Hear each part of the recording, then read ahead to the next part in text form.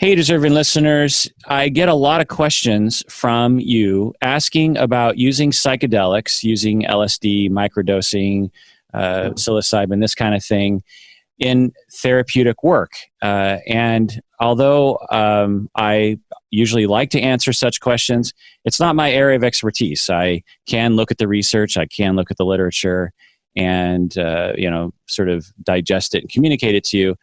But, that can only go so far. So I thought I would have an expert on the podcast, Elizabeth Nielson, to talk about this topic since so many people have so many questions about it. Welcome to the podcast, Elizabeth. Thank you so much. So can you introduce yourself to the podcast listeners, please? Yeah, absolutely. My name is Elizabeth Nielson. I'm a psychologist. I'm based in New York City. And I do a couple of things in my professional work. I have worked for about 6 years now on clinical trials of psychedelic-assisted treatments. Those are, FDA-approved trials taking place at major institutions.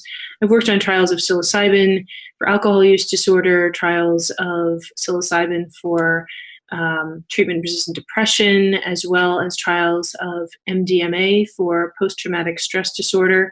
So I've got a fairly big background in terms of providing therapy and research trials, and also training other therapists to do that work. And then outside of that work in private practice, I also work with people, clients, patients, the public, to address some harm reduction issues around psychedelic use in other settings, as well as help clinicians get educated about what's going on in the field of psychedelic research and how they can have conversations with their clients about their decisions to use psychedelics or not use psychedelics, or what those experiences might have been like.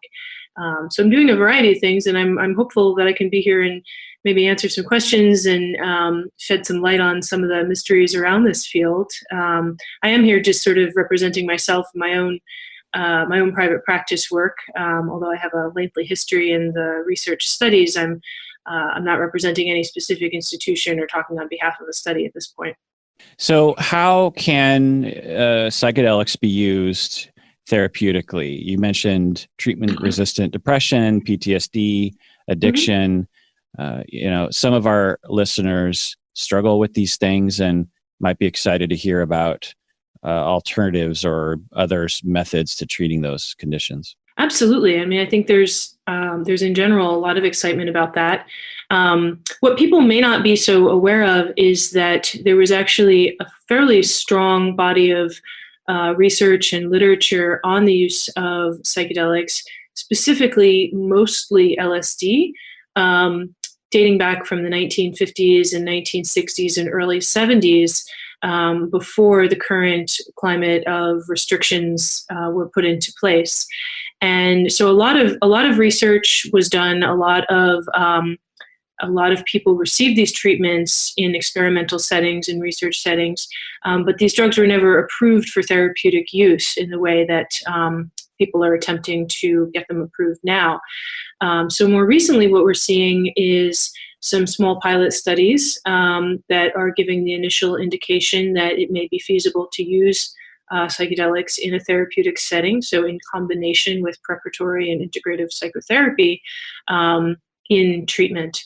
But what I really want to emphasize is that when those medicines are used in that way, it's distinct from use in any other setting. So there's this whole psychotherapy container that goes on around it, as well as it's very experimental at this point. I mean, the research is really in its beginning stages, and the data to demonstrate actual efficacy or actually who this might be helpful for and which indications is just still in the process of being gathered right now. So what have you seen in your practice? Do you actually use these methods with your clients? Well, I do in research settings. And there are some great publications that address the way that those research setting psychotherapies are carried out. I can talk a little bit about some of the structures of them. For instance, in in research with alcohol use disorder, people are given preparatory psychotherapy sessions.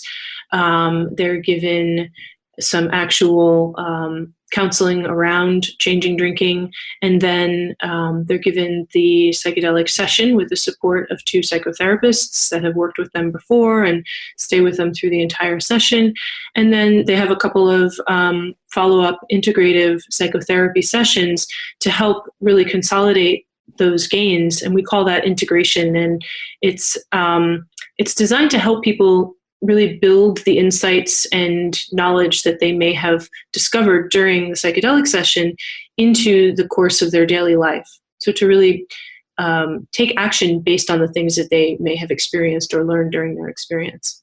Yeah, from what I understand, and correct me if I'm wrong, the protocol is that someone signs up for the study and they're saying, yeah, I suffer from ongoing addiction issues and I've tried various different things to stop, and I want to try this other method. And they will have a talk about, their history of psychedelics maybe, but they also talk about with a professional expert about what the psychedelic session is going to be like and what to expect, so that they don't have a bad trip, as they say. And then you administer the psychedelic, the LSD usually, and then they will have their experience, and there's someone there with them, as you say. You said there's 2 people with them, correct? Yeah, by and large, research protocols are using 2 very specifically highly trained therapists that sit with the participant for the entire 8-hour session. Yeah, and talking with them, making sure they don't have a bad trip, that kind of thing, and also helping them to maybe explore. Is it kind of free associative for the participant, or are there specific protocol questions they ask? Well, it depends a little bit on the protocol. So first of all, I want to just go back and write one thing, which is that we're not actually using LSD in any of the trials in the United States at this point. Trials are being conducted with psilocybin, which, for listeners who may be unfamiliar, is chemically and experientially similar to LSD, but it's shorter acting. It's actually the naturally occurring compound found in what's commonly known as magic mushrooms, although what we use in research settings is pure medical grade psilocybin. But to answer your question about the actual sessions, there are different approaches. For the most part, people are asked to sort of focus on their internal experience, and researchers or people conducting sessions are using eye shades and headphones and sitting with the participant, but really attempting to allow them to take off into their own internal landscape and go exploring to the extent that they're able to let go of being involved in what's going on outside of them in the room, in conversation with the therapist, but actually diving into those internal workings. Now, you mentioned also bad trips, and that's a very sort of colloquial term for often a combination of sort of overwhelming experiences, maybe some fear, maybe some panic, and really in research we've found that we're preparing people to, as best we can, to be open to and accept whatever experience arises. We're doing a lot of things to reassure and reduce fear. We're also, giving this in a research medical setting. So some of the factors that might be scary for people in other settings are not present, right? It's completely legal. There's medical monitoring. All of that stuff is in place. People are very well screened for any health counterindication. And but we do recognize that sometimes people have some difficult experiences, and those, if they're sort of approached with a sense of openness and curiosity, can actually lead to some really fruitful learning and really fruitful experiences. So I think it's a little bit of a balancing act there. So then, after the session, there's a follow-up soon after? Yeah, people come back in general in research protocols. People come back and have a integration session, a non-drug psychotherapy session, if you will, the following day, again with the same two therapists. And depending on the target diagnosis and the problem and why they're there, and a little bit on what the protocol is, that discussion can be a place to talk about what occurred during the psychedelic session, as well as how that might translate into what's happening for them in terms of broader change in their life.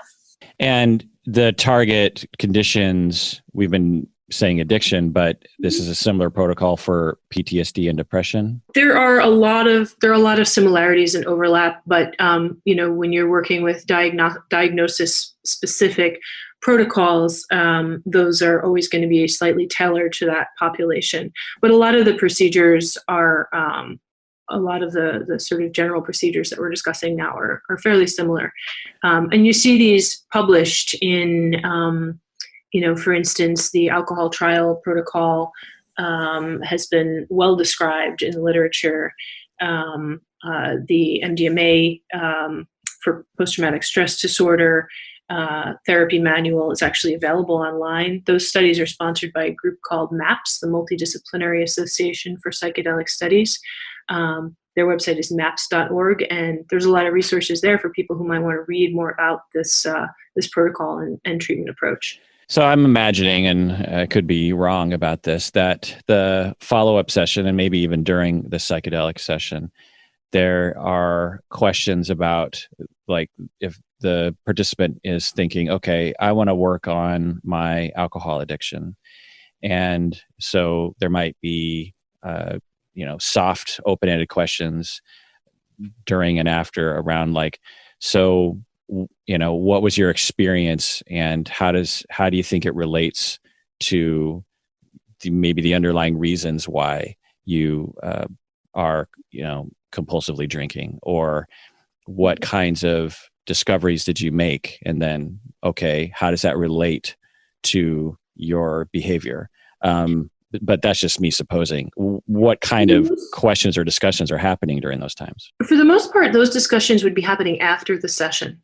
The model for psychedelic assisted therapy is actually to set up the relationship with the participant in such a way that they are able to really dive into having their own complete experience without much interference from the therapist during the experience.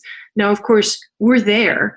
If someone needs to talk, they're having an emotional time, they need some reassurance, some assistance. But the model of psychedelic assisted therapy is really to allow people to kind of have their own profound experience that then can be discussed and integrated later. There's another model that people may be less familiar with, which is called psycholytic therapy, where usually lower doses would have been used to help people be able to have a more open frame of mind, perhaps some changes in perception and cognition, but really to be able to engage in psychotherapy during the active acute psychedelic drug effects. And that model was used and tested during the 1950s and 60s. It was developed at that time, and it was put into practice. But that, for the most part, is less of what we're doing now. We're really usually focusing on allowing people to have that full psychedelic experience and then bringing it back and discussing it later.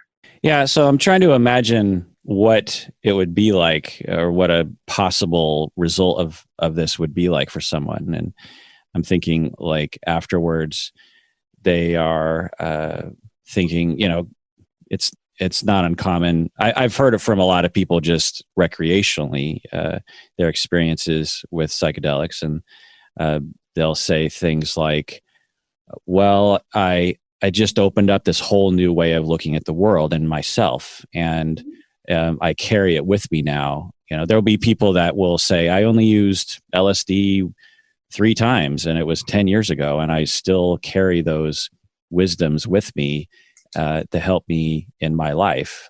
It helps me to see that I'm connected to the universe in a way that isn't always intuitive, or it makes me realize that there's a higher purpose to everything, and I don't need to worry quite as much about the day-to-day things, that worry is what led me to be, having mental illness symptoms or addiction compulsions.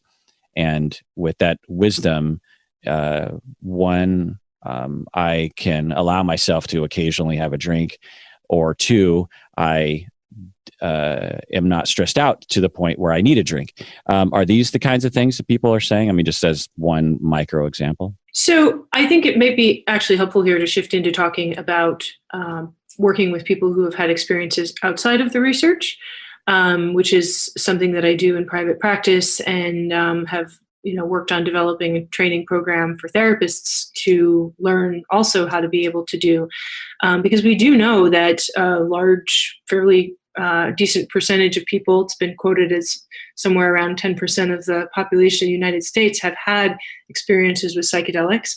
And many of those people, may come into therapy and have something like what you described, and would like to be able to discuss it, or maybe feel that they've learned something really valuable from it.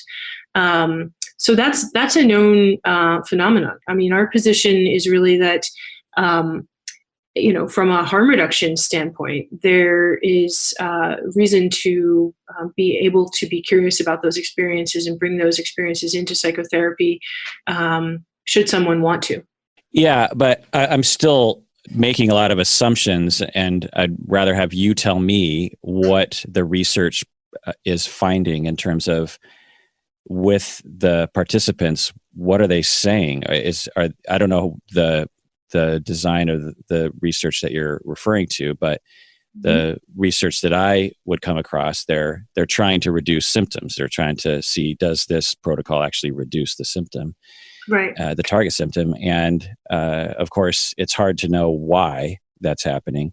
But so what are the people? Is that the large scale comparison studies, like larger scale placebo double-blind trials, by and large they're not finished yet. They haven't been done yet. What we're really looking at is results from small scale pilot studies. So for instance, pilot studies where 10 people came through the protocol, everybody got open label psilocybin, and by and large we did see vast improvement. There was a publication of that a couple of years ago that I've spoken about at several conferences, and we do see reductions in drinking. We do see reductions in both heavy drinking and overall drinking days. We do see across the board very positive outcomes.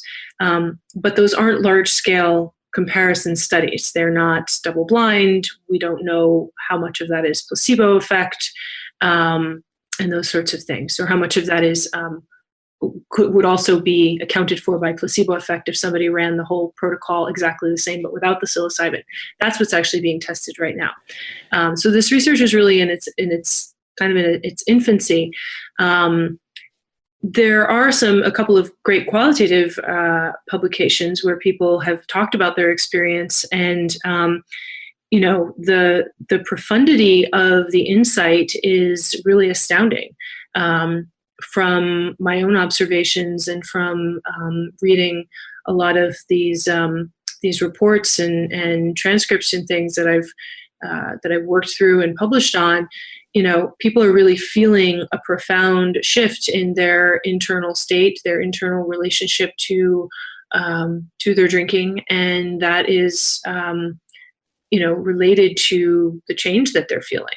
But we don't really have such solid data as far as exactly what kinds of experiences people need to have, or to what extent the subjective experience is, how it's exactly translating into change. I think that's, it'll be great to be investigating that for the next 30, 40 years at least. But that's really in its very beginning of our understanding.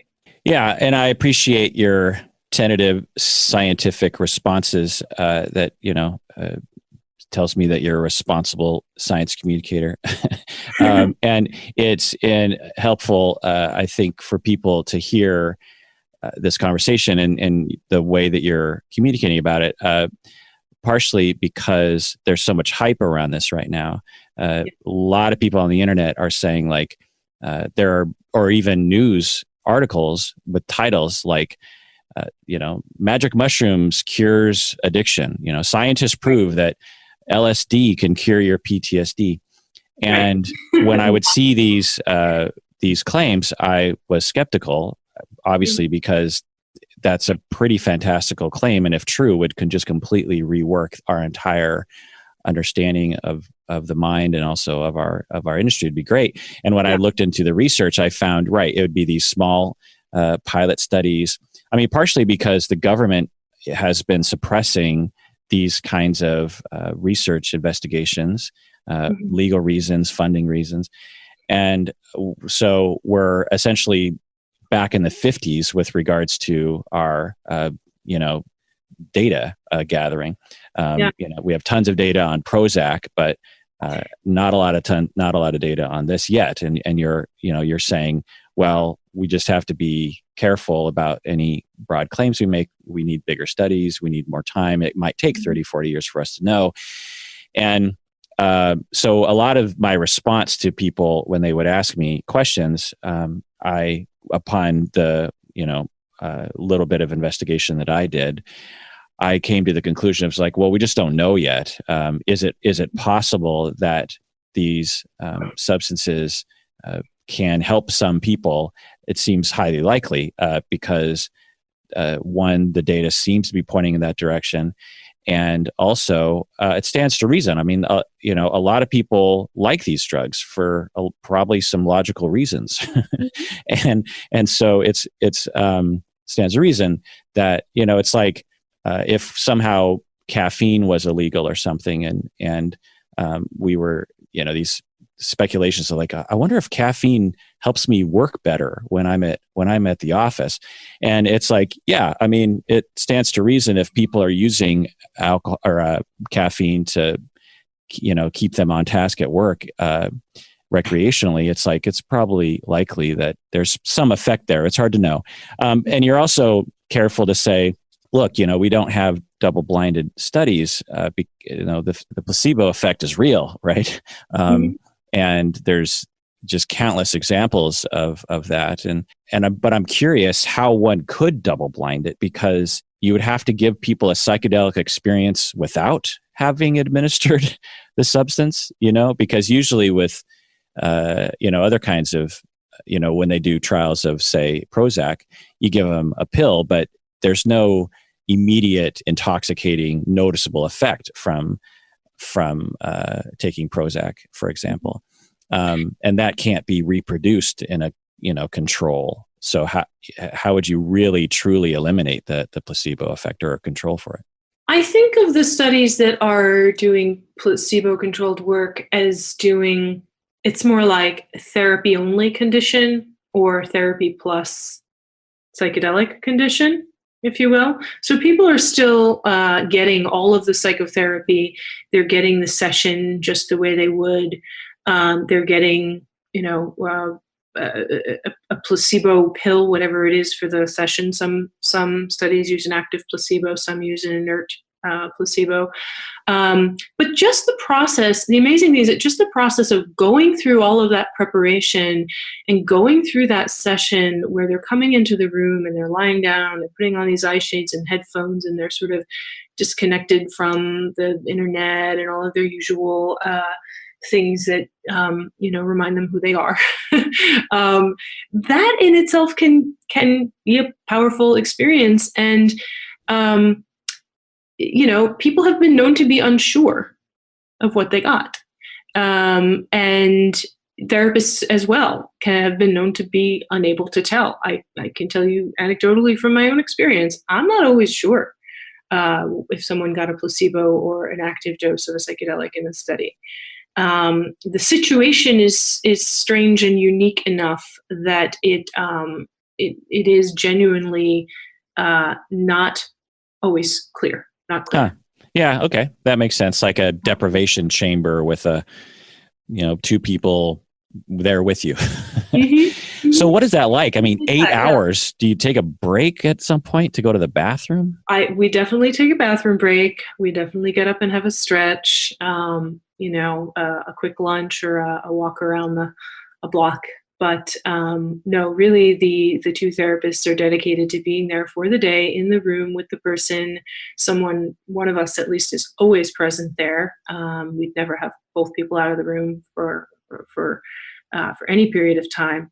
Um, and that is not just to ensure physical safety, but really to ensure the psychological safety, that the patient knows that they're always there. Someone's always there to care for them. Someone's always there to assist them, to bring them water, to help them if they need to go to the bathroom, whatever it is. They're never left alone. In the rare case where someone does have a significant fear response, what do you do? We're really highly trained in how to provide assurance and assistance and verbal interaction with a person in a way that can help them move in and through those experiences. So it's really important that we have a good, strong relationship with them to begin with. We touch on certain topics before the session, such as potential effects and things that they may feel, and we can remind people of those things. We can help them to get a little bit more oriented, or to maybe lessen the intensity of the experience by adjusting certain things in the room. And we can, also be just present to sit with someone as they go through a difficult experience, so that they're not with that difficult experience alone. And those are the sorts of things that I think allow people to have those experiences, and let them be something that becomes part of the larger picture, and something that they may actually find some insight in towards the end, as opposed to being sort of stuck in this very fearful or distressing place. Yeah, I'm just imagining from my own experience with people who are tripping recreationally, it's like there's so many different experiences someone would have, but Mm-hmm. they might be like sitting in a dark room or something, and it's like, I'm falling into a pit, or a giant, bloody, mouth is eating my leg, or whatever they say. And you're just like, okay, I'm here. You're okay. That's not actually happening. That's what you're seeing. Do you want to turn on the lights a little bit? Do you want to turn off the music? Do you, you're okay. Everything's fine. You're not alone. I'm here with you. And that can often help people. Is it that kind of stuff? Right. So what you're citing, I think, is similar in that people who have some training in psychedelic harm reduction, for instance, for festival settings or peer settings or things like that, may know some helpful things that they could do to see someone through a difficult experience. And I'll refer again to MAPS, because they have an excellent training for people that want to learn how to do psychedelic harm reduction, especially in festival settings. It's called the Zendo Project. And that's also a manual that's available on their website for free. But it's different in that if you're in a peer setting or a festival setting or another setting, there may not be somebody who's there who has that expertise and that training, and who is, sober and dedicated to assisting you through it. And in the research settings, that's really a guarantee. It's really a given. Your therapists are there specifically to help the person, and not only with what they can do, but there are, of course, a whole host of other, staff and support that could be accessed if needed. This is just me asking you to speculate, and I don't know how comfortable you are with that, but because I would imagine some researchers would be like, well, okay, maybe I sometimes allow myself to speculate, but I'm not going to go on public record, because that would make me people would be suspicious of me, routing the data in my speculative direction.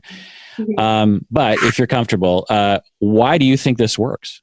Well, that is a great question. I can cite a couple of potential routes. And again, I can say, it could be any or all or some combination of these things, but these are some of the things that are already talked about in the literature. So, and there is quite a lot of writing about this. Some of it comes out of that early research stage, and some of it coming in later. But for addiction specifically, when we're talking about classic psychedelics or serotonergic psychedelics such as LSD and psilocybin, there is the potential that pharmacologically those psychedelics can actually help correct or repair some of the neurobiological changes that occur with long-term compulsive use of alcohol and other drugs, and or be somewhat of a protective factor pharmacologically. Now, the neurobiological end of this is not my main expertise, but population studies and studies of groups such as syncretic churches, where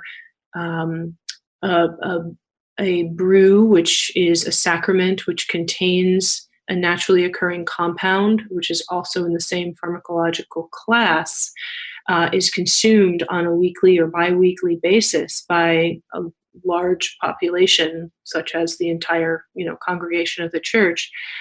People have actually studied the health outcomes for those groups and demonstrated lower than would be expected rates of alcohol abuse and other types of problems. So we know that there may be some relationship there, just in terms of drugs in that class having a protective factor or some sort of factor that reduces the tendency towards addictive problems. Couldn't that also just be experiential? I mean, if they're having a group trip into the universe, the euphoria that one experiences can maybe hold them through the difficulties of life, where they don't have to turn to substances to cope. Do you know what I mean? Potentially, but from the pharmacological level, I think that there is actually reason to believe that those compounds in that class are protective of developing or help with healing from the damage done by compulsive alcohol use. And does that have to do with serotonin? I mean, that might be a simple question, but yeah, it has to do with how the serotonin system gets regulated over time with compulsive addictive behavior, and how classic psychedelics can help in a corrective way for that system. Okay. There's some research on this was conducted by Dr. Charlie Grobe, who is at UCLA. And if you look up something called the HOSCA project, you'll find some papers on that. They actually went to visit groups that were using these medicines in a traditional context and did not only interviews but actual biomarker measures to determine this trend and this pattern. So that's been fairly well established. Now, the other component of it is, if you look at things like the traditional approach to healing from addiction and the tenets of Alcoholics Anonymous specifically, they talk about having a spiritual experience as a key factor in healing from addiction, healing from alcoholism, right? And some of the earliest research and some of the most well-established research, especially with psilocybin, demonstrates that it can occasion a mystical or mystico-mimetic is a word sometimes people use, experience in a laboratory setting when given in the presence of supportive psychotherapists or supportive guides, that is profound and lasting and on par with mystical experiences that have been had in other contexts or for other, engendered in other ways, such as through prayer or through meditative experiences and things like that. So it's possible that subjective experience actually does contribute to putting people on the path towards healing from addiction. Yeah. Okay. So those are the two main speculations or hypotheses. Those are kind of two starter speculations. There are definitely a lot more, but I think it's I think in the end what we're going to be seeing is a variety, like a mix of different mechanisms of action, and that which mechanisms are specifically the ones responsible for change in each individual person will be somewhat of an individual profile for each person. Right. Yeah. I think that's the key, is that similar to other psychotropics, that there's a set of possibilities that might contribute to symptom change in an individual, and it's unknown what set that individual is going to, benefit from. And based on previous research, pretty solid or consensus understandings of serotonin, and it stands to read. That's why I, when people were kind of surprised that psychedelics were helping, I was like, well, from my memory and from, biology classes and psychotropic classes, I remember, these psychedelics having something to do with serotonin and other kinds of processes that were similar to other prescribed medications that are affecting the brain in at least a related way. And so it makes sense that psychedelics could either benefit in a similar way or in a related way. It's well known that SSRIs can help with addiction, for example, and that involves serotonin system in the brain. And so a sort of controlled dose, if you will, of serotonin action in the brain might have a similar effect for people. But it also stands to reason, the second speculation of, being connected to the universe is a profound experience and hard to quantify, of course. But people will say, as I was saying earlier, I tripped 10 years ago at Burning Man, and every, few days, I remember what happened during that moment for me. And it puts things in perspective and really helps me. I'm really glad that I went through that. I don't want to do it all the time, but, maybe never again, but, that time, really helps me. Similar to, I, meditated for a week in India, and I carry that with me. Or I climbed Mount McKinley and was looking out over, the state and all the earth I could see before me. Or the birth of my child, or the, I don't know, just various different experiences that are well reported. All the poets and all the songwriters, or I fell in love, and that redirected my life. Absolutely. Yeah. The profundity of that experience really does, we know from both research trials as well as survey data and follow up with people who've had experiences in other settings, that it really does stay with people, and it really can be a moment of pivotal change. Do the news headlines bother you? No, but I think sometimes, as you alluded to before, they can be overgeneralizations, and they can be a little bit misleading. Yeah.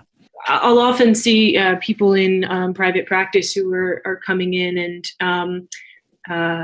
seeking perhaps some guidance around a decision to try a psychedelic in a specific setting, or maybe in a retreat setting, or in a peer setting. And a lot of the conversation can be around kind of mitigating the expectations that are set up by press that is, glowingly positive, but may not really capture the full picture of what to expect or what's really going on, or what the risks may be.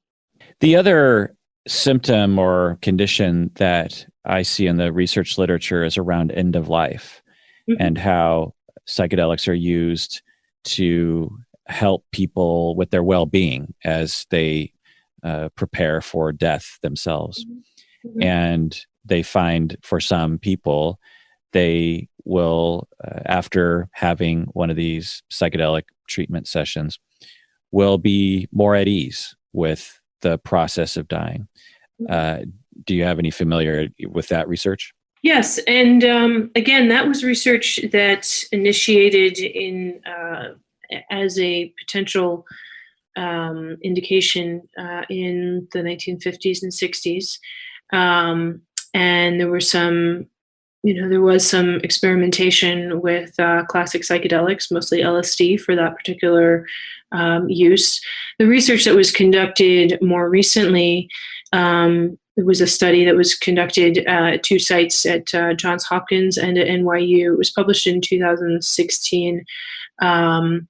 And that research, it was actually a psychotherapy study where they gave people psilocybin in the context of psychotherapy that was designed to help elicit and address and discuss and integrate insights around end-of-life issues, or anxiety related to a cancer diagnosis was actually the indication in that particular study. And again, it was a small pilot study, but the results were positive. I mean, people saw some really profound positive changes. It's something to be cautious about, because it's not really enough, or results of a long enough duration to have an indication and an approval for that use. But it certainly contributes to the pool of knowledge that we have about this medicine and how it might be used in order to help people that are suffering in that way. And my sincere hope is that the rest of the research that would be needed to demonstrate that it could be used safely and reliably for that particular in that particular way can be conducted, such that it will become available, because certainly adding stress and anxiety to an end-of-life care situation, when someone is really struggling to cope with that diagnosis and that knowledge, it really, really affects not just that person's experience of their own death, but the experience, I think, of everyone around them, all of their family and caregivers. And I think there's a great potential for improving offerings for people in that situation. Yeah, I completely agree. I really hope that, one of the barriers is societal and governmental and political, cultural resistance to this, and it's ridiculous, and it that has to stop. I suspect it will. Trends are heading in that direction. Legalization of marijuana seems to be the at the sort of at the chevron of movement, or more a grown-up understanding of these substances. We don't have to have a Nixonian idea of these substances, and it totally stands to reason, especially as more people become atheistic, more people become atheists and don't believe in an afterlife or don't believe in a God. Where religion may have provided those experiences for people in the past, it's harder to have that experience maybe for some people. And so having this tool to connect people with the universe, for lack of a better phrase, it totally stands to reason. You'll hear people, whether end of life or not, with a having it, like I said, climbing Mount McKinley, or their child being born. These are profound experiences that psychology often doesn't really focus on, as a thing to try to harness for the betterment of human beings. And I think that psychedelics might be, involving that for a lot of people.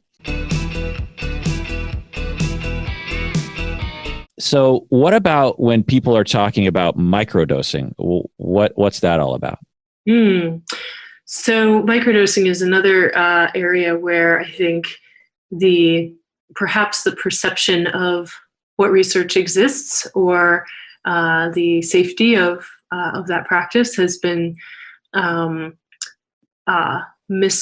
misestimated. So I'll talk about that a little bit. Microdosing in psychedelics refers to the practice of taking a small dose of a psychedelic, usually about a tenth of an active or full dose, and doing so on either a daily or every few days basis. You'll hear people say that microdosing is taking a sub-perceptual dose. I think a better word would be a sub-psychedelic dose, or a dose that has some perceptible effect as far as change in mood, or change in just body feeling or sensation, things like that, maybe an energy level or creativity, but that is not intoxicating or moving someone into a space where they're sort of disconnected from their normal, being able to conduct their normal routine. And that dose is going to be, mean different things for different people. The practice of microdosing really came to light and was initially, I think, documented and researched by a psychologist by the name of Jim Fadiman, who is based in California. And he has recently meaning in this recent resurgence of psychedelic research, he's designed a way to study microdosing by essentially coming up with a protocol for how often and what kinds of things people might record about their microdosing experience, and allowing people to self-select and submit their own data about their own experiences. And he's collected quite a large body of literature and of experiences, and has compiled and written and published and spoken about this. And it makes, quite a compelling case for the fact that this is something that's happening. It's being documented, and the people that are documenting it and sending in these reports are really reporting some positive changes. But what's really important to remember about that is that it's self-selecting, not blinded, so no placebo-controlled studies. So it's all self-report data from people that are, choosing to do this on their own and know that they're doing it, and doing it with the expectation of a positive result, right? Right. But it is very interesting. I mean, it's fascinating, and it's wonderful, and really a testament to his dedication to the field, that he's been able to gather so much documentation about this practice. Because of the fact that psychedelics are so closely regulated and controlled, and right now the way things are for research study, the therapists need to stay with people who take psychedelics in the research setting for the duration of 8 hours after they take the psychedelic.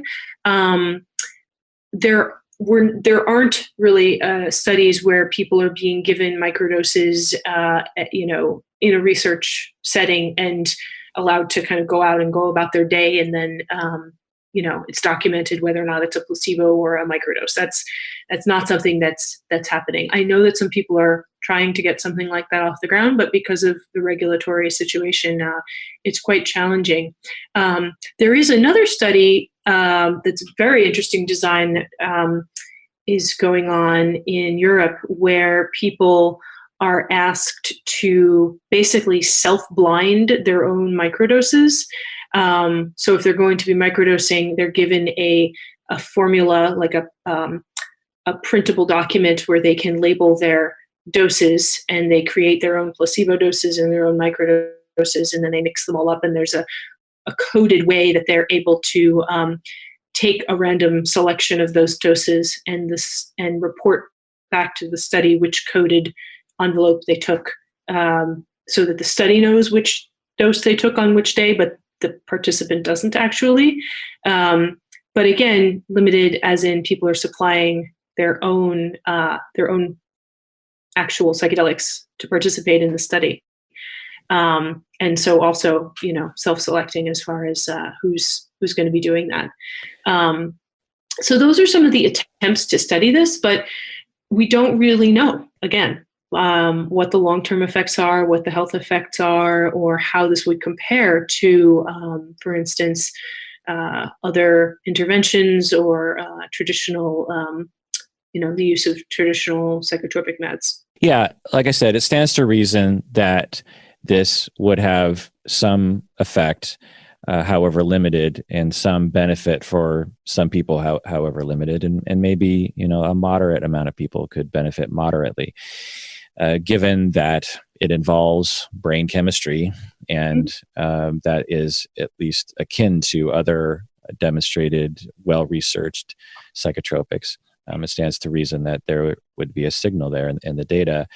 Having said that, I'm old enough to remember various different hype around other, magic pills. For example, Prozac, I mentioned earlier. I'm old enough to remember when that was considered to be a miracle drug for all sorts of things. And the headlines would state that people were, even prescribers and scientists saw it that way. As we've gathered more data over the past 30 years, this effect size is getting smaller and smaller compared to placebo. And although there's an effect size, there's an effect for some people, it certainly isn't the miracle drug that it was seen as when it first hit the scene. And I don't know if that's what psychedelics will experience in terms of the data over the next 30, 40 years, but it certainly seems possible. And obviously I have no idea, but I'm just, when I start hearing these headlines and I start hearing anecdote, because I remember people anecdotally talking about, and I don't doubt their experience, and I'm not necessarily accusing them of being subjected to a placebo effect, but it just seemed like the rhetoric among clinicians and among scientists and among the media around Prozac had a very similar beginning to the way psychedelics has, and it also just seems like there's a certain amount of people out there who just like the idea of psychedelics as a regular part of their life, or as a nice thing, for society or something. And I just feel like there's, and you're, very responsible in your language and your practice. And so I guess I just wanted to say that. Do you have any feelings about that rant I just went on? Yeah, well, it's a great rant. Fantastic. Well done, rant.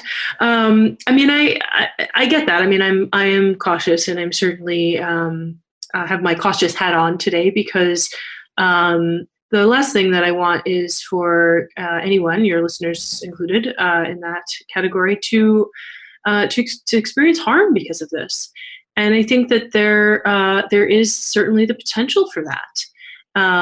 The harms of psychedelics are not the same kinds of harms that we see in relation to, alcohol use and opiates and, maybe even other psychotropic drugs that could have some really profound neurological problems and things like that associated. But there really is a potential for harm, especially with use in uncontrolled settings or around people who may be unsafe.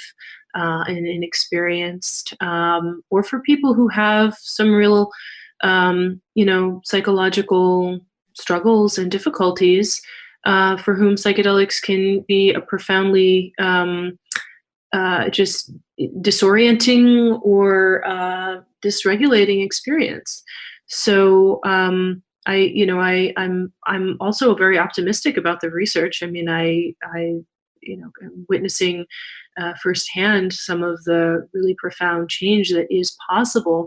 But there's a lot that we don't know about how to work with this and how to really provide it to people in a way that's going to be a consistently safe and therapeutic experience. And what we're doing in the trials really, it doesn't translate to other settings. You can't count on getting those same kind of results in another setting. It doesn't mean that people don't have also some positive experiences and some truly healing experiences in other settings, but they're not. They're not a guarantee. There's definitely a risk and potential for harm there. Yeah, the interesting part of your describing the protocol is that the headlines will say psychedelics cure PTSD, but the headline should say psychedelics plus a very specific psychotherapy protocol helped to reduce PTSD symptoms. Because it's not just like they just throw psychedelics at these people and they walk away and come back. It's a very specific human interaction with a expert clinician therapist who is there and also thereafter to actually integrate this stuff. And of course, that's what they found with SSRIs was that when you combined SSRIs with psychotherapy, then that seemed to be the magic sort of combination. And from my biology classes, I remember the professor talking about how they originally thought, okay, SSRIs are actually helping with the brain chemistry, but his and maybe other experts, their hypothesis was the Prozac and other serotonin acting substances. One hypothesis is that it opens the mind up to be changed, but you have to actually actively try to change it through either self-reflection or through psychotherapy. And by just taking the medication, it just sort of makes your brain flexible to a new state, and you have to capitalize on that flexibility in a way that's very specific. And you can't rely on people to just come up with that new homeostasis naturally. There has to be some kind of engineering to get it there. And so that's one thing. And yeah, I mean, getting to the harm, I know anecdotally that for people who recreationally will take psychedelics will experience trauma because of the bad trips or some other kind of effect that was not pleasant for them. It's not guaranteed that you're going to have a great time, and the trip, if taken normally, can last for hours and hours. So if you get into a bad spot, like you could be in that bad spot for a long time. Now, of course, there are ways to help people that a lot of people don't turn to when they could, or it's not offered to them. That could definitely help. But there is that risk. Even under a controlled environment, it's much lower risk according to the data, right? But the other is that, from my understanding of the research, and it's hard to know exactly, but it can trigger in a very rare case, psychosis for some people, which can last well beyond the use. So yeah, I mean, it is something to consider before going into this, that what you're talking about is a very controlled scenario that is meant to reduce those risks. Absolutely. Yeah.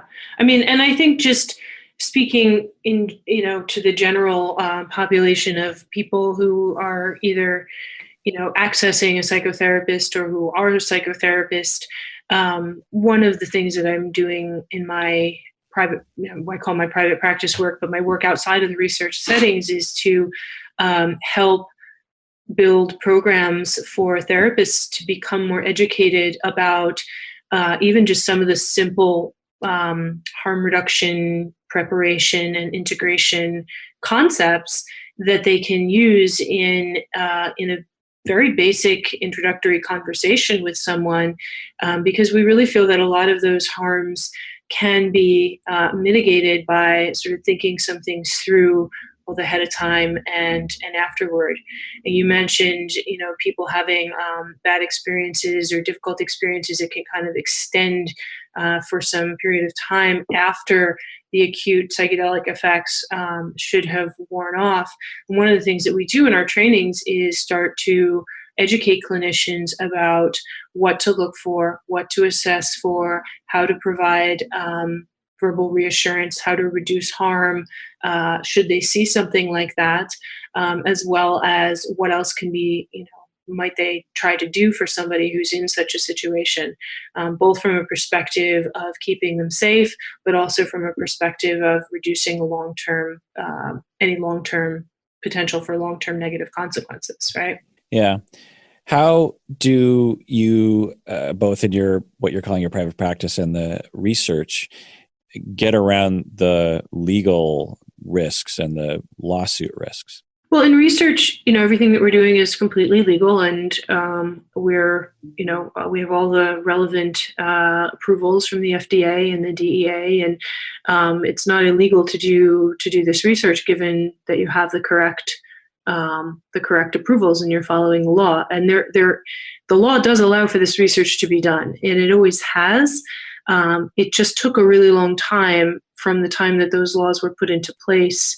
The more restrictive laws that we have now, which really went into place in the early 1960s, in order to protect the public from unscrupulous use of drugs without proper research data, to researchers with psychedelics being able to meet those standards and conduct approved research studies. So all of that is being followed, and the research work is completely above board. In terms of other work, in private practice with people, I work from a harm reduction perspective. I don't refer anyone for psychedelic therapy underground. I don't refer people to retreat centers that are offering psychedelics, or in any way, offer or indicate or recommend or suggest or anything like that, because my position is that, if this is a decision that someone wants to make, that it's their decision, but it's not something that I can recommend as their healthcare provider. A couple things I can do are refer people to clinical trials, and educate them about what trials are available in their area, and what it might mean to be able to participate in one. I also can recommend and work with people to have ketamine experiences, which are available legally through MD providers that provide ketamine infusions.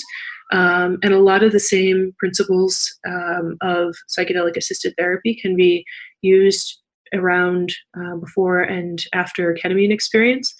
And if people, have gone to take or are going to take a psychedelic of their own accord in another setting, I can work with them to reduce the potential for harm surrounding that experience, or to integrate the insights that they have from that experience. And that's really where the private practice work is at, and what we are teaching therapists to be able to begin to do in their own work.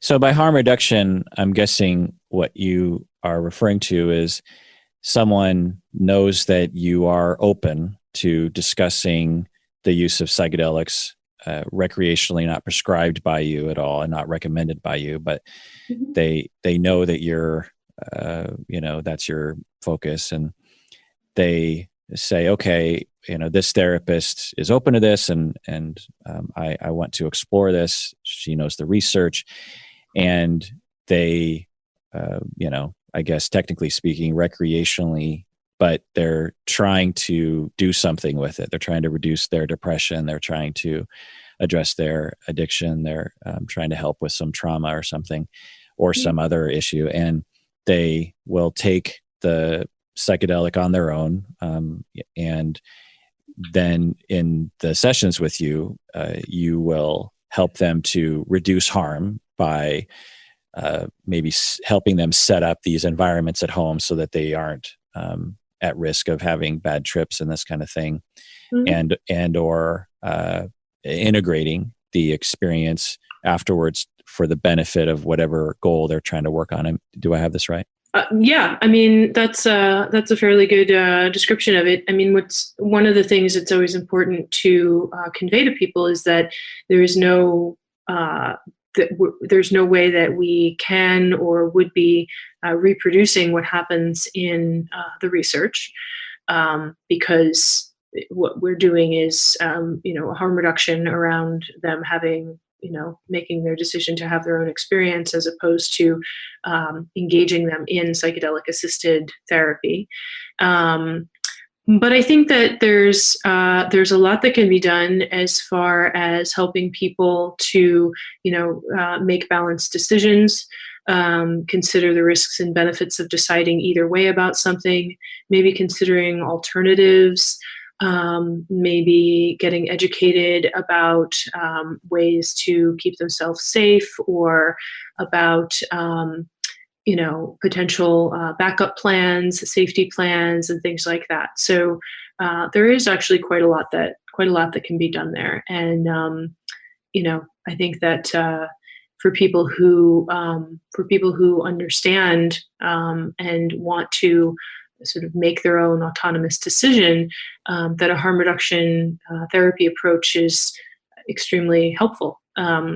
Our harm reduction background comes really through Dr. Andrew Tatarsky and the Center for Optimal Living in New York, a place that my business partner and I worked for several years and received some training and supervision. And his model is called integrative harm reduction psychotherapy, and it really integrates psychodynamic therapy principles with harm reduction and mindfulness and other ways of supporting people in examining their relationship to a substance or drug that they might use or consider using, as well as bringing the relationship with the therapist into the picture for support and guidance, and building the client's autonomy around their own decisions. And for those who don't know what harm reduction is in general, if I might quickly summarize it from my understanding, is that for a long time in the chemical dependency world, abstinence was the recommendation, and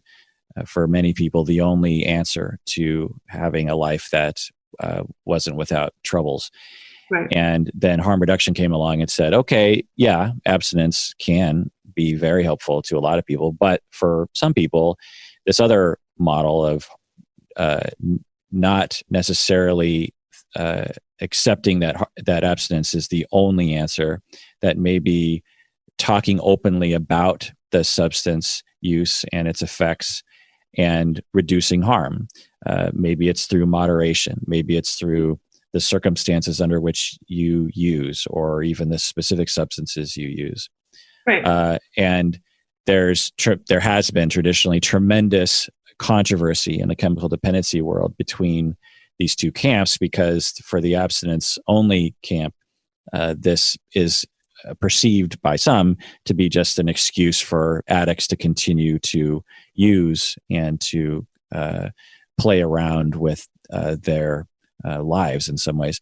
Whereas harm reduction people are just trying to look at, when they look at the data, and they're just trying to be more realistic about for some people, not only because for some people it's really hard for them to quit, but for some people it's actually not a problem for them to, overall to use occasionally. It's, obviously individual basis, but that's what harm reduction, the field, in general is. How do you think about malpractice, as a fellow practicing clinician, and as someone who supervises a lot of paranoid supervisees and trains a lot of paranoid trainees? I imagine a lot of listeners are like, wait a second, like, how do you, I'm worried about losing my license if I if I accept a gift from a client, for crying out loud, like this woman's like supervising these people using drugs, like LSD, like holy crap, what do you do? Well, first of all, one thing I make clear to all of my patients in private practice, and I'll just iterate right now that my private practice is tiny at this point, just because of so much teaching and training and research responsibilities. But I initially learned and trained in a harm reduction model. This is going back, I don't even want to say, an embarrassing number of years, a while ago. But right since the beginning of even my master's level clinical hours, and before I was even going into my PhD program, I was thinking about ways and practicing training in environments where harm reduction was supported and welcomed and used. And so right off the bat, was working with and comfortable working with people who were not necessarily abstinent from all drugs and alcohol as a prerequisite requirement to be in therapy.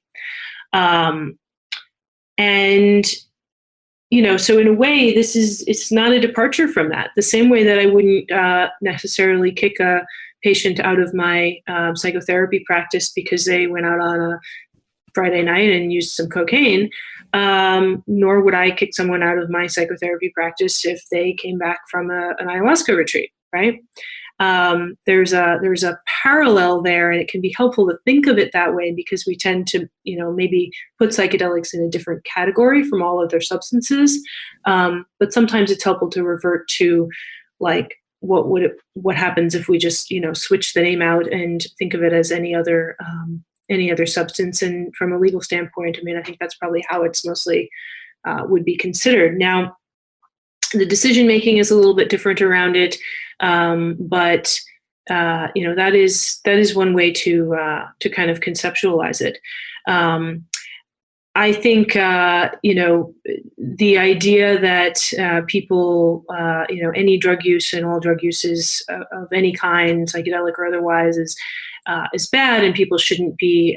We should just sort of come at it with a pre-formulated idea that it shouldn't be there and it should be reduced or it should be gone in order for people to be in psychotherapy, is actually pretty damaging and excludes a lot of people and a lot of people's actual experience from what they're able and willing to talk about in psychotherapy. So I see it as my responsibility to welcome people's experiences into my psychotherapy sessions and be open to what they're experiencing. And if my patients are telling me, I think this is going to be helpful for me and I want to talk about it, then that's what we're going to talk about.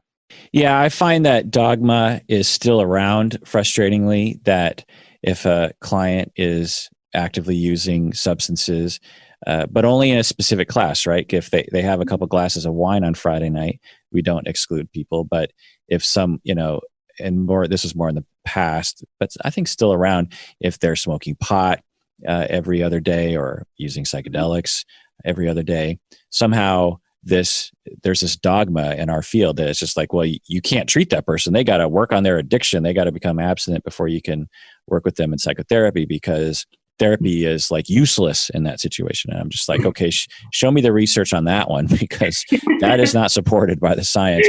Plus, it's like completely just on its face ridiculous when you understand humans and you understand substances, and you take into consideration the commercial with Ben Affleck flipping out on the ground having used marijuana, if you remember that commercial back in the 90s. This notion of, substances just completely change you into this, like, substance zombie or something that can't be, you're just like a completely different state of animal, is just silly. And somehow caffeine is off the hook. Like I said, occasional alcohol use is off the hook. Right. Right. That kind of, it's a sort of a pervasive idea in culture. And it's one thing that it's resulted in is not very good education about varieties of experiences with substance use, and about psychedelics as having potential healing properties in graduate education. Right. So I think it's like a big missing piece of a lot of therapists' education. I run into a lot of therapists who feel, I can't work with addictions. I don't have that particular special experience or training. I'm not in that club. And I don't think that's the case at all. I mean, I think these are sort of varieties of human suffering, and there's a lot more about all of this that's universal, as opposed to qualitatively different. And when I train therapists to do harm reduction and integration work with psychedelics, one of the main principles is really that I think, good therapists have a lot already on board to contribute. It's not a whole different set of skills one would need to learn, but good therapeutic technique, good rapport, good care and concern about your clients, and openness and willing to listen to their experience. And those are the basic building blocks of it. Has there been any test cases in Department of Health or in civil suits that involve a patient who is in something similar or even your form of approach, who, say, attempts suicide or complete suicide or drives while intoxicated, gets in an accident, the patient or the family looks into it, sues the practitioner, the clinician, accusing them of approving of the substance use or encouraging it, or not taking a harder stance against the substance use for the duty to protect standard? Has there been any case around that? Because I could see something like that. I could see a family or an individual making that claim. What I can say is that, I'm not familiar with all of the case law around all of what has transpired with all the harm reduction cases and people in harm reduction therapy. Certainly it does happen when in the unfortunate case, when someone who's in therapy or in treatment completes suicide or has some other really adverse outcome, that there can be lawsuits. It does happen. But harm reduction psychotherapy in general, and as an approach to working with addictive behaviors, is certainly well established, and certainly stands its ground as a recognized and valued and widely practiced approach. Right. Thus, the standard of care defense stands, but Yes. but it is different. At least from my understanding of what you're talking about. Someone comes in and says, and I get the the protective factor of saying, look, we're working within the harm reduction model, which I think is valid, but philosophically it feels different to me enough, at least to provide the potential for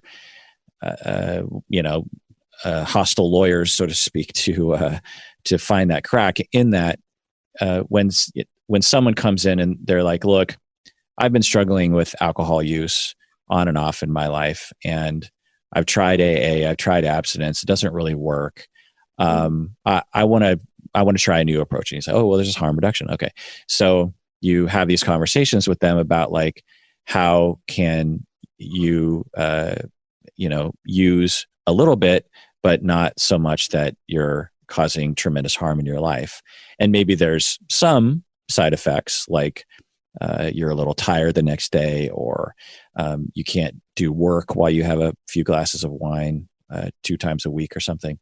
So that, it's not without its negative consequences, but you get the benefit of the fact that you're not white knuckling it. You're not, shaming yourself for quote unquote relapsing. And, there's all these kinds of ways. So, it's a kind of a very simplistic harm reduction example, but what you're talking about is different. You're talking about, okay, you're using, psychedelics. Obviously, I'm not going to dictate your life, and what kind of approach do you want to have? And the person's like, well, I want to occasionally use, and I want to talk about it with you as a way of integrating those experiences as to better my life in one way or another. And so you're, in a sense, it's at least perceived by the client, that this psychedelic usage outside of therapy is, in essence, an adjunct to therapy. So to me, it is philosophically different. I do respect and would defend the usage of the harm reduction umbrella standard, because I do think it does apply in essence, but it is kind of different, don't you think? I see it as an extension of the underlying harm reduction principles, and maybe actually a selection of them. But one thing that might also be helpful to consider is what would be the opposite, right? So the opposite might be, not providing any psychoeducation, telling the person this is not something you should do, really like making a very clear, taking a very clear prohibitive stance about it. And from our perspective, that has the potential to actually do harm, right? Because then they're less likely to learn ways to protect themselves. They're less likely to engage in a really thoughtful consideration of it, or engage in some really balanced decision making. And that has the potential to actually sort of increase the harms of not just stigma and isolation, but lack of information that can enhance the risks. So I feel much better that I'm able to provide people with some education and some ways of making a more suitable decision, as opposed to just coming out as from a prohibitive stance, which is probably going to put them in a place where they're less likely to be able to take care of themselves. Yeah, and I don't want to hammer on this too much, but I just find that for me, since I don't do this work, I tend to rail against society in these ways. If someone said, I want to talk about going hiking once a week and how those experiences are helping me with my goals in therapy. And so, therapist, you're a hike focused therapist. Mm-hmm. Every session I'm going to talk about my hike that I went on Sunday, and I'm going to talk about how, I thought about this and I ran into these people and I saw a elk and it just helped me in this way. And I meditated on the death of my parents and I want to talk about that. We don't have to frame that in a harm reduction model, right? We're just like, great, your life is your life. Are there risks to hiking? Yeah, but I'm not in the business of telling people what to do or telling people how to live their lives. So, do you know the risks, fella? Yeah, I know that. Okay, fine. Let's talk about it. Somehow when it comes to psychedelic exploration for people, we have to frame it in this way in which it at least gives the impression, or the very real action of us cautioning people against the ill effects of the substance, even though it's an adult doing something. You know what I mean? Absolutely. And that's something that is very well, I think, very thoroughly discussed and very openly discussed in the harm reduction psychotherapy setting, and certainly documented that it's discussed. But, one thing that might help to mention is that oftentimes what people come to us with questions about doing is not actually illegal. People are coming to us with questions about, for instance, taking a psychedelic that is would mean going abroad to take it in a retreat setting where it's simply unregulated, or it's legal but not actually a medical use situation. So there's a lot of sort of gray areas around that we can help people to understand what that means. What does it mean to go somewhere where this particular compound is not regulated, and what might they expect? Also to help evaluate, the other people that might be providing it to them and might be there with them during said experience. We do a lot of educating about alternatives. especially because of the media, like you mentioned before. People will sometimes come in really with the idea that this is the only thing that would help them. And, I consider it a successful discussion when someone leaves with, an idea about some of the other options and alternatives that might be out there for them. One of the things that I'm really invested in studying and I'm practicing myself certainly is work with other methods for accessing alternative states of consciousness. So non-drug methods such as meditation, yoga, breath work, sensory deprivation, all kinds of other things that can really give people a lot of what they are seeking without the actual psychedelic compound. So there's just a lot of variety that can go into that conversation. It can really open up the possibilities for people. So my last question for you, Elizabeth, is why did you choose this as a focus in your career? I mean, it's certainly an interesting area to look into, and you seem passionate about it. Why did you choose this? Absolutely. I come from a community where knowledge about the psychedelic history was fairly well distributed. It was fairly well known. So it wasn't a mystery to me. I think a lot of people were unaware of what happened in the 1950s and 60s and the whole surge of LSD research and Timothy Leary and prohibition and all of that. But I was well aware of that. And when I went to graduate school, I was actually surprised that I heard virtually nothing about it.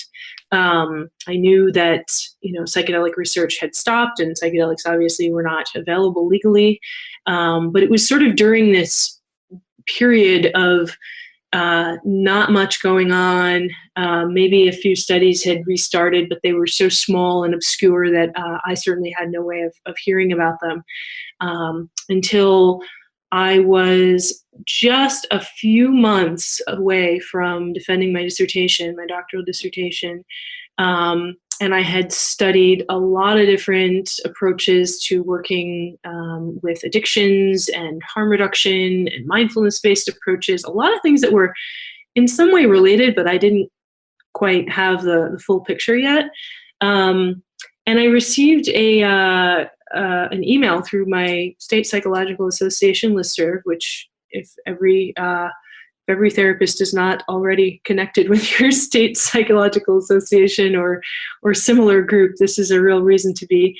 A local institution was looking for someone to join a study as a therapist. And it was very clearly a psilocybin-assisted treatment study. They were looking for a lot of the things that I had on my, checked off on my years of experience. And it just seemed like the perfect fit. It was like an immediate click for me. This makes perfect sense. Yes, I was like, where have these people been? I'm so glad that this is happening. And I went in, I called them up and I went over and had an interview. And the team was really happy to work with me. We kind of hit it off right away. And from there, it was just a long, slow process of patience and training and returning and, keeping up with all kinds of different requirements and credentials and, institutional trainings and specific research trainings and to eventually be able to build, this is, 6 years later, a really full-fledged, full-time career in both clinical research, private practice, and education. So I know that there are a lot of people out there that are really, really interested in this field.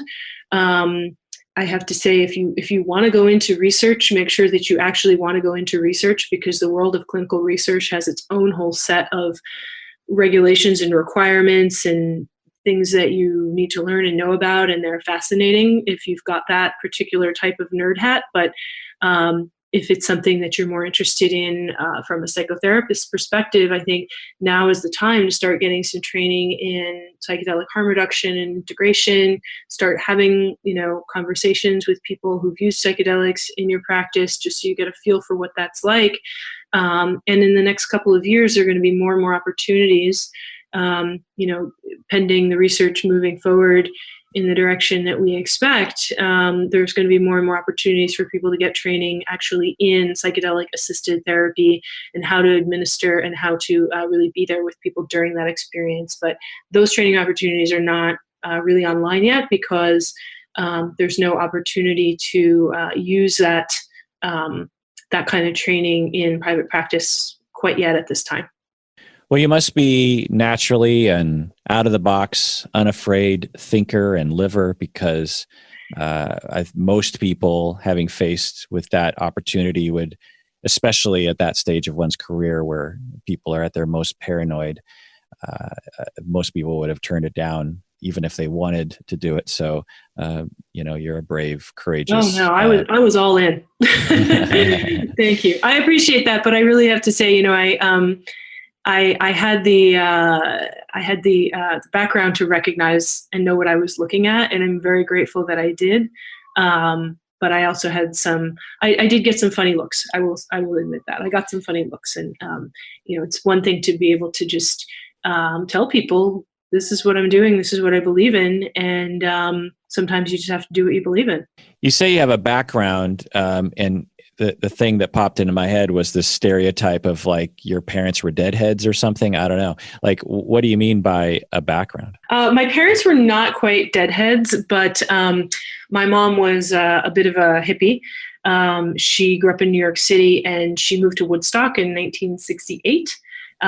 Which for those unfamiliar is about 2 hours north of New York City. And it was sort of this hippie cultural center, which gave rise to the famous Woodstock concert of 1969. And I grew up in that community long after the heyday of the hippie years. But I was definitely exposed to a lot of the stories of the people of her generation, the artists and the musicians that were really prominent at that time. They were all still around, and they were my parents' friends. They were like the moms and dads picking us up after elementary school, and they would just tell us stories about this stuff. It was no secret. It was just well, that's what our parents' generation was up to, and we're out here like normal kids, playing soccer and going to theater and getting off to college and trying to figure out what we're doing with our lives. But I think that the stories of that generation were definitely sort of baked into my community. Wow, that's interesting. I didn't know that. I mean, I of course knew about Woodstock, but I never knew why they chose Woodstock. I thought it was just a convenient campground or a festival ground for them to have the festival. I didn't know that it had already become kind of a New York hippie bastion.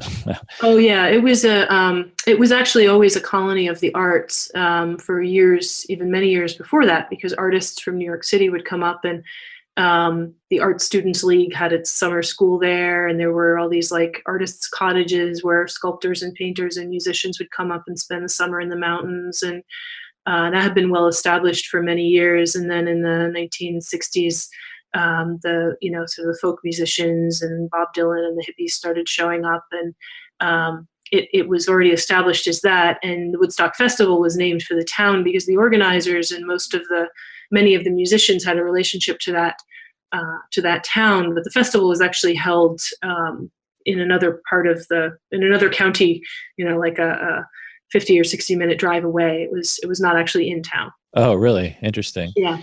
Yeah. So any famous names that you can drop here? That you said the musicians were your the other parents in the community. Mm-hmm. Well, if you're familiar with for those familiar with Bob Dylan, he lived in Woodstock for a very long time. The band that was the band that played with him, named The Band. They lived in Woodstock for quite a long time, and many of them remained there over the years. We're good friends with my mom and her family, and just a lot of people from town, a lot of artists and other musicians that lived there. Certainly, the town was famous for having extended visits or residences from Janis Joplin and Jimi Hendrix, people that came through the area. But it was pretty well frequented. Yeah, I mean, it's just a perfect story, the kid from Woodstock becomes a psychologist and and does Yeah, good by the community. it wasn't, oddly enough, though, it wasn't my goal to get involved in psychedelic therapy. I didn't even know it would be an option by the time I got that far, 15 years out into adulthood, and it sort of just landed in my inbox. But so it's a bit of a coincidence, but definitely not a far-fetched thing for me. Yeah. Yeah. I think Timothy Leary was at Woodstock, if I'm not mistaken, or at least his disciples would have been, right? And to think that if they only would have known that a local, psychologist person would end up carrying the torch and doing the cause and making it legit. Absolutely. That's pretty interesting. What a lot of people might not know is that Leary was a psychologist. Yeah. And a professor at Stanford. He was at Harvard. He had a fascinating career, fascinating life. Really, one of my favorite topics in history. It's a lot of fun to read about. But his mansion in the 1960s, after he left Harvard, his mansion was actually in Millbrook, New York, which is about a 45-minute drive south of Woodstock. So he was in the area, but he wasn't actually living in town. Didn't he spend time in prison because of his advocacy in the 60s? Absolutely. Yeah. He was in prison. He was in jail in California. He escaped, and he was he escaped from prison? Yeah, he escaped from prison in California, and then he was recaptured somewhere in Europe. And I apologize, I don't have the story so fresh in my mind, but he was recaptured. Nixon was very determined to bring him back and get him back into prison. And he actually served quite a substantial amount of time in solitary confinement. Wow. He was at Harvard for about 2 years. And while he was there, he specifically, decided to make psilocybin and LSD research the main focus of his interest, and conduct research with those drugs while he was there. But it was really after he left Harvard that he became sort of this outspoken advocate for widespread LSD use. But he certainly had an extremely interesting life, and I mean, much has been written about it, and I think we're starting to understand things a little bit better in perspective. But I feel for years he was sort of scapegoated as the reason that psychedelics were prohibited. But history actually indicates that there were multiple factors that contributed to that, and his sort of outlandish, outspoken nature made him like a sensationalized character, who it's easy to sort of pinpoint as, it was this guy's fault. But he actually contributed quite a lot to the cause for LSD, and was pretty well respected by a lot of people. Still is. Was he the one who said tune in, turn on, drop out? Yep, that was him. Yeah. He also said something to the effect of LSD has the remarkable capacity to cause great panic in people who've never taken it. Interesting. Well, Elizabeth, it's been fascinating. We branched off into a lot of areas that I didn't expect to. And you certainly seem like a very responsible science communicator, which I appreciate greatly. And it's an exciting field. Where can people find you, not only as a therapist, a clinician, but also as a trainer and as maybe an advisor for people wanting to get into the research? How can they find you? The best way to find me is through my website, which is the name of my training and education program is Fluence. And the website is Fluence8, that's the digit 8.com. So FLUENCE8.com. And on that website, you'll find a lot of information about different training programs. There is a form to contact us, as well as an email, an info email, and a phone number. And all of that contact stuff works. It links directly to either to me or to my business partner, who is Dr. Ingmar Gorman, another psychologist in New York who's also in the research world. And we look forward to hearing from anybody who's interested. It's just us right now working on this project. So if you reach out, you'll hear back from one of us, and we'll try to get you connected to whatever it is that might help meet your needs. What's Fluence referred to? Fluence it's the name of our training and education project. It's the root of words like confluence and influence. And it can mean something like either a magical or mystical power, or has something to do with the measure of intensity of an electrical current, or the density of particles in an electrical current. So it has some meanings both in science and can refer to a mystical power. And it's also the word that we chose just to be our name. Oh, cool. Well, thanks for coming on the podcast, Elizabeth Nielson. I encourage people to reach out to Elizabeth Nielson if you have more specific questions. She is offering quite a service to you in that way. I know a lot of you have very specific questions and want to know more. And so it's great that Elizabeth is offering herself up, at least to redirect you to the right answers. And that's Thanks fantastic. So much. Yeah. Yeah, I really appreciate it. And hope your listeners have enjoyed this, and will continue their own trajectory of learning about this topic with the resources that are out there. There's just so much to learn. It's really fascinating. All right. And everyone out there, please take care of yourself, because you deserve it. You really, really do.